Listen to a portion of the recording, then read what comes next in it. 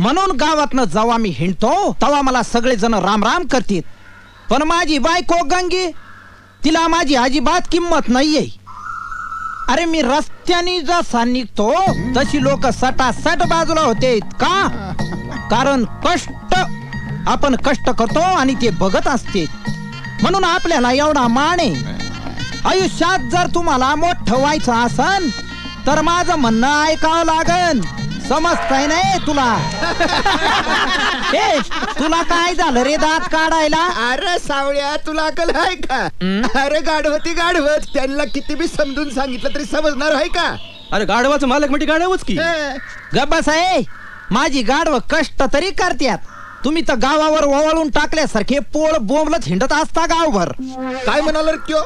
अरे आबा, अरे तुला बैल म्हणतोय त्यो. ए बैल कोणाला म्हणालच रे? तुला बैल म्हणलो हे चुकलंच माझं.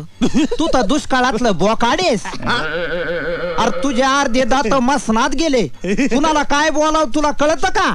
अरे चल, याच्या आधी काय लागला? अरे चल आपलं. हा वय तिकडेच डांगरे. सावळ्या, तू कशा बाई खोड्या काढतो रे लोकांच्या? मी खोडी काढली का त्यांनी माझी काढली? मला सांग, मी माझ्या गाढवाचा मुका घेईन. शेवटी गाढवा कुणाची आहे? हेच आहे. नाही गाडव तुझ आहे, पण हे नाही मला सांग, आता माझ्या गाढवाला मी लाथा मारीन, नाही तर गाढवाच्या लाथा खाईन. आता खाईन गाडवला आता. मला सांगा पाटील, गाढव कोण आहे? गाढव म्हणजे कोण? गाढव सदा आहे. आता 3 महिने तालमीला जाऊ नका आखाड्यात. कशामुळे विचारा? आरसा बघा जरा, कसा तुमचा अर्धा नारी नटेश्वर केला या सध्यानं.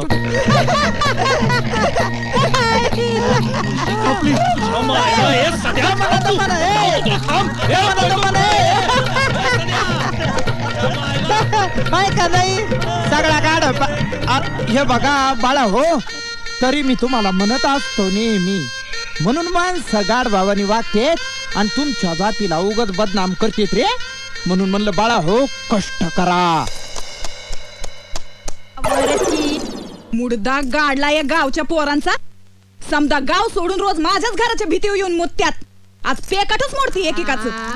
सावळ्या तू येडा. धनी काय करताय?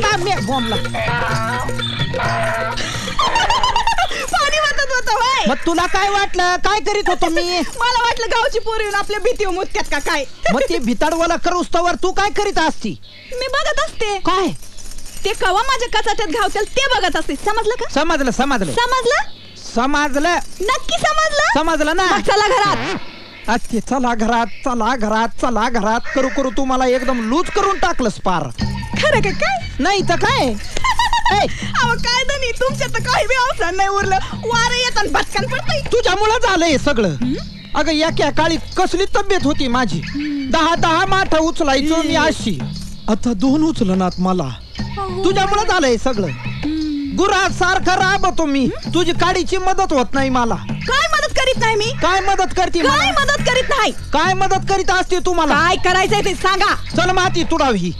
ही म्हणजे कसं झालं? माझं मलाच झालंय जड आणि शेजारी म्हणते माझं बाळणपण कर.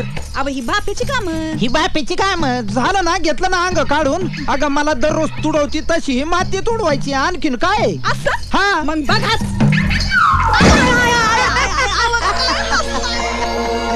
काय आता कसं वाटतंय? अरे आग होती या. 1 मिनिट डोळा बंद करा. अरे माझ्या माग ना काय उबाळा हो. आज सुट्टी आहे माझी, आज सुट्टी आहे. काय सावळ्या, कशा बाई ओरडतो या लेकरांवर? अरे काऊ नाही तर काय करू? हप्त्यातनं एकदा आयतवार मिळतो तरी लाटांबर माझ्या माग माग माग येतच बाबा. कटाळून गेलो निसता. अरे समजा गाव बोंबलतोय, सावळ्याला गाढव चावतोय. तुझ्या मायला तुझ्या. अरे पेरमाना म्हणतोय मी त्यांना म्हणलो बघा हो, सावळ्यावर केवढी माय आहे त्यांची. काय कराय की नाही? लय कटाळून गेलोय बाबा सध्या. दररोज सकाळी उठायचं, गाढव बाहेर काढायची, माती वाढायची, घरी आणायची, मडकी बनवायची, बाजारात न्यायची, युकायची. ती गाढव, ती माती आणि ती गंगी. अरे सावळ्या, कटाळा आलाय बाबा. नाही मी म्हणतो यालाच संसार म्हणतात, परपंच म्हणतात. अरे परपंच कुठं घालायचा हा परपंच?